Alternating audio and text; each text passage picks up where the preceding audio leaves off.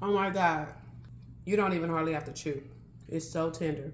Guys, we have to live and die by our crock pot. So I'm gonna choose to do a beef chuck roast. I like using chuck roast because I can put it in a crock pot. This will be in there till 7 this afternoon or this evening. I like to choose a chuck roast that has a lot of marbling going through it. I know that it's gonna be very tender and juicy at the very end. We're gonna show you the whole process. But this is actually a $15 roast for a family of 4, and there will be leftovers tomorrow. So let's make sure that we're budgeting the right way and we're getting the things that we need. So let's get started. So I'm putting some olive oil in this pan. As you can see, it's smoking. I'm gonna make sure that I get a char on the roast.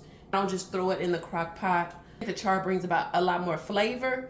You're gonna enjoy the roast a lot more. And I'm gonna season it in the pan as I'm charring it. So I don't wanna season it yet. I know a lot of people do, but I'm gonna season it as it's sitting in the pan to kind of seal in a lot of those seasonings.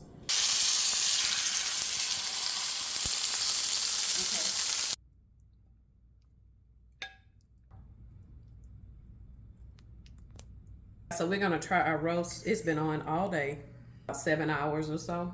It's very tender. Remember to get roast that has marbling in it so you don't have to do all that chewing because roast needs marbling. Until the next recipe.